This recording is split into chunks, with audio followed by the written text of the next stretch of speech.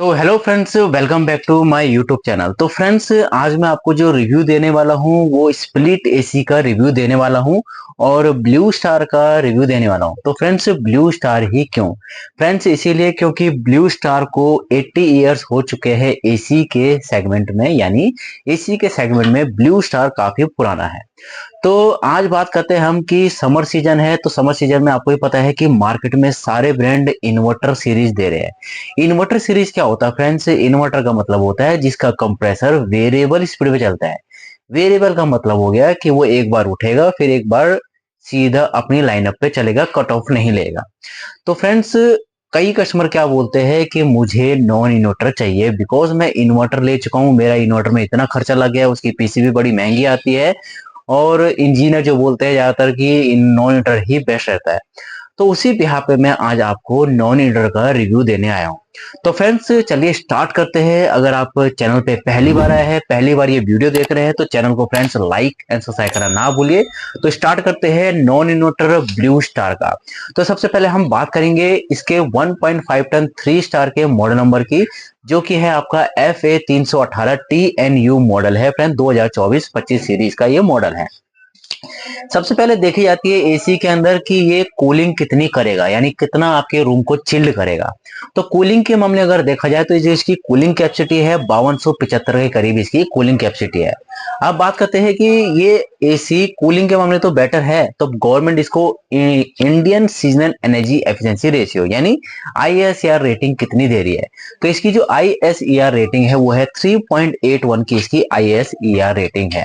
अब एसी आपने ले लिया है इंडोर और आपका रूम है 10 बाय 15 या 10 बाय 16 का, क्योंकि डे टर्म उसी बिहा पे ही चलता है। मॉइस्चर रिमूवल की बात करें क्या, क्योंकि एसी हमारा चलाया ही इसके लिए जाता है, क्योंकि जो रूम के अंदर मॉइस्चर होता है, हीट अप होता है, उसको रिमूव करता है। तो 1.54 लीटर पर आवर, हर घंटे ये 1.4 लीटर पर आवर ये क्या करेगा, मॉइस्चर को रिमूव करेगा। एसी चला रहे हैं आप तो साथ में इसका नॉइज लेवल भी जानकारी होनी चाहिए। तो फ्रेंड्स, नॉन इन्वर्टर है तो ये हाई लो मीडियम पे चलता है। तो जो इसका सबसे कम नॉइज लेवल स्टार्टिंग में है, जो कि एकदम स्टार्टिंग लेवल पे चलेगा, तो 37 dB की इसका आपका नॉइज लेवल है। अब बात करते हैं कि इस एसी में खास क्या है, नॉन इन्वर्टर में क्या खास है। तो इसका जो कंप्रेसर है फ्रेंड्स वो है रोटरी कंप्रेसर। इसका जो कंप्रेसर है फ्रेंड्स वो 56 डिग्री तक टेस्टेड है, यानी हाई एम्बिएंट टेम्परेचर, अगर बाहर का टेम्परेचर 56 डिग्री भी था तो इसका कंप्रेसर ट्रिप ऑफ नहीं करेगा। तो फ्रेंड्स, ये था इसका रोटरी कंप्रेसर। तो अब हम बात करते हैं फ्रेंड नेक्स्ट की। तो इसमें आपको R32 रेफ्रिजरेंट मिलता है, क्योंकि नॉर्मली देखा जाता है कि पहले R22 आती थी, बहुत पहले आती थी। अब तो खैर आपको ही पता है कि जितने भी एसी आ रहे हैं, चाहे वो इन्वर्टर हो चाहे आपका नॉन इन्वर्टर हो, R32 रेफ्रिजरेंट इसमें मिलती ही मिलती है। R32 जो होती है फ्रेंड वो इको फ्रेंडली रेफ्रिजरेंट रहती है। इको फ्रेंडली का मतलब हो गया कि आपके जो ओजोन लेयर है उसको ये हार्म कम करती है। अब ओजोन लेयर क्या होता है, मैं एक एग्जांपल देके आपको बता देता हूँ। एग्जांपल में जैसे कि आप पृथ्वी के चारों तरफ जो होती है एक लेयर होती है, जो कि सूरज की डायरेक्ट रोशनी हम पे आती है और एकदम ताजी एकदम आपको महसूस होती है। अब होता क्या है, अगर वो लेयर वहां पे नहीं होगी पृथ्वी के आसपास और डायरेक्टली सूरज की रोशनी पड़ेगी, तो हमारी स्किन क्या होगी, जलना स्टार्ट हो जाएगी। तो यानी वो हार्मफुल होती है। तो उसको ओजोन लेयर को सेफ रखने के लिए कंपनियां आपको R32 रेफ्रिजरेंट देती है। अब बात करते हैं फ्रेंड्स इसमें आपको, तो इसमें जो आपको कॉपर मिलता है एकदम 100% रियल कॉपर मिलता है, जो कि ड्यूरेबल होता है, रिपेयरेबल होता है और लॉन्ग लास्टिंग होता है। ठीक है फ्रेंड्स।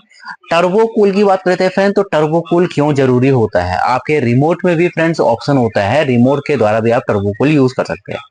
आप हीट समर सीजन में बाहर से आ रहे हैं, थके हारे, बहुत ही हीट हो रही है, आपको इंस्टेंटली कूलिंग चाहिए कि मेरे को एकदम इंस्टेंटली कूलिंग प्रोवाइड हो। तो कंपनी ने क्या किया है, आपको रिमोट में टर्बो ऑप्शन किया है। यानी जब आप एसी को स्टार्ट करोगे तो क्या होगा, एसी का पहले कंप्रेसर उठेगा, फिर ब्लोअर धीरे धीरे चलेगा, तो एसी की कूलिंग जो टाइमिंग है वो आपको 10 से 15 मिनट के अंदर मिलेगी।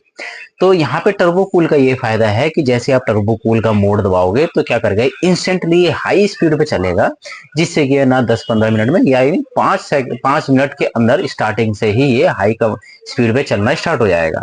अब हम बात करते हैं फ्रेंड्स सेल्फ डायग्नोसिस की। सेल्फ डायग्नोसिस का मतलब होता है कि इसको प्रॉब्लम डिटेक्ट करना, यानी ये एसी अपनी एसी के इंटरनल प्रॉब्लम को डिटेक्ट करेगा, डायग्नोस करेगा कि इसमें क्या प्रॉब्लम है, और आपको यहाँ पे डिस्प्ले में इंडोर में आपको एरर कोडिंग शो करेगा। वहीं पे एरर कोडिंग है यानी हिडन डिस्प्ले आता है फ्रेंड्स एसी में। एसी में हिडन डिस्प्ले क्या होता है, वहां पे टेम्परेचर शो करता है, या फिर कोई एरर वगैरह आ रहा है एसी में तो एरर को भी ये शो करता है। अब बात करेंगे फ्रेंड्स की जैसे बरसात का सीजन है, रूम के अंदर बाहर बरसात हो रही है, रूम के अंदर हीटअप हो रहा है, मॉइस्चर हो रहा है, पसीना आ रहा है, ठीक है, सफोकेशन टाइप की हो रही है, तो इसमें फ्रेंड्स रिमोट में ही आपको ह्यूमिडिटी कंट्रोल का ऑप्शन होता है जिसको हम ड्राई मोड बोलते हैं। आप ड्राई मोड पे चलाओगे तो जो सफोकेशन है, ह्यूमिडिटी अंदर बन रही है, सांसें में दिक्कत हो रही है, वो चीज आपको यहाँ पे नहीं होगी। ठीक है, एनर्जी सेविंग की बात करते हैं। एनर्जी सेविंग में क्या होता है, रिमोट का ही मैं बता रहा हूँ आपको, सारा आपका रिमोट में ही ऑप्शन होता है, सारे फीचर। इको मोड होता है फ्रेंड्स। इको मोड में क्या होता है, जैसे आप इको मोड दबाओगे तो इको मोड में क्या होगा, ये एनर्जी सेविंग स्टार्ट करना कर देगा। अब आता है फ्रेंड्स कंफर्ट स्लीप। अब कंफर्ट स्लीप होता क्या है कि जब आप एसी को मान लो 18 डिग्री पे चला रहे हो, रात में क्या होता है, जो बाहर का तापमान है वो कम हो जाता है, यानी वहां पे मॉइस्चर आ जाता है, यानी ठंडापन हो जाता है। तो एसी जब आपने 18 पे चला रखा तो वो और भी ज्यादा कूलिंग को करता है। उस समय में आप डिस्टर्ब होते हो, रिमूव करते हो, टेम्परेचर को कम ज्यादा करते हो। अगर आपने स्लीप मोड दबाया होगा, लगाया होगा, एक्टिवेट करा होगा, तो ये 1 डिग्री अप एंड डाउन कर देगा आपके रूम के टेम्परेचर के हिसाब से, यानी आपको बार बार उठने की जरूरत नहीं पड़ेगी। ठीक है, अब आता है फ्रेंड्स की ड्यूरेबिलिटी से रिलेटेड। ड्यूरेबिलिटी में क्या होता है फ्रेंड्स, इसमें आपको anti corrosive blue fins coating मिलती है, यानी इंडोर और आउटडोर में इसमें आपको blue fins anti corrosion coating मिलती है। होता क्या है कि एसी हम लगाते हैं और कुछ सालों बाद, कुछ महीनों बाद क्या होता है, कॉपर के साइड में ये ब्लू ग्रीन कलर का कोरोजन टाइप का जम जाता है, या फिर उसमें डस्ट पार्टिकल ज्यादा जम जाते हैं।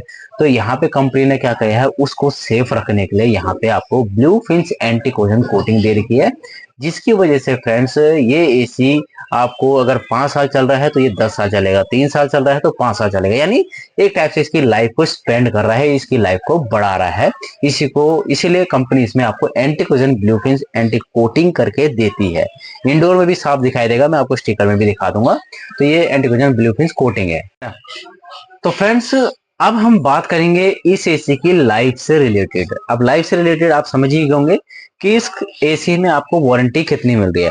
तो फ्रेंड्स नॉन इन्वर्टर एसी है, तो नॉन इन्वर्टर की जो वारंटी होती है 1 ईयर की टोटल वारंटी होती है, और 5 ईयर की इसके कंप्रेसर की वारंटी होती है। तो फ्रेंड्स एक चीज और है कि आप एसी घर पे ले जा रहे हैं, अब क्या होता है कहीं पे फ्लैट्स वगैरह क्या होते हैं छोटे साइज के बने रहते हैं, कहीं पे क्या होता है आपको स्पेस नहीं होता है। तो स्पेस में आपको भी इसमें बताने वाला हूं कि इसके इंडोर और आउटडोर का स्पेस क्या रहेगा, डायमेंशन। तो फ्रेंड्स इसमें जो इंडोर का डायमेंशन होगा विड्थ, डेप्थ और हाइट में होगा। जो इसकी विड्थ होगी 950 और डेप्थ जो होगी 223, और जो इसकी हाइट होगी वो 317 के करीब होगी mm में। तो हम आउटडोर की बात करते हैं, तो आउटडोर इसका 811 की विड्थ है, डेप्थ जो है 280 का है, और हाइट जो है 571 का है, यानी mm में बता रहा हूं आपको। इसी के साथ साथ कुछ लोग पूछते हैं कि भैया इसका आप वेटेज भी बताइए। तो जो इंडोर का वेट है 12.7 kg है ग्रॉस वेट, और जो आउटडोर है वो 33.5 kg का है। तो फ्रेंड्स ये था ब्लू स्टार का 1.5 टन का 3 स्टार मॉडल, जो कि नॉन इन्वर्टर और फिक्स स्पीड एसी हम इसको बोलते हैं, जो कि सिंगल स्पीड पे चलता है, यानी कूलिंग करने के बाद ये ऑटोमेटिकली कट ऑफ हो जाता है, एडजस्ट हो जाता है।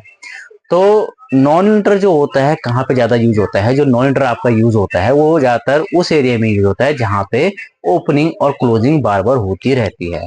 मेरा ये कहना है कि जैसे आपने इसको ड्राइंग रूम में लगा दिया, या फिर ऐसे रूम में लगा दिया जहाँ पे ये डोर बार बार ओपन और क्लोज हो रहा है, क्योंकि बाहर की एयर अंदर आ रही है, बाहर अंदर की कूलिंग बाहर जा रही है, यानी कूलिंग कम ज्यादा हो रही है, तो उसके हिसाब से नॉन इन्वर्टर आपका बेस्ट रहता है।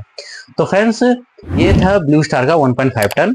अगर इस मॉडल के बारे में आपको कुछ भी पूछना हो तो फ्रेंड्स जरूर पूछिए, और फ्रेंड्स चैनल को लाइक एंड सब्सक्राइब करना ना भूलिए। Thank you friends.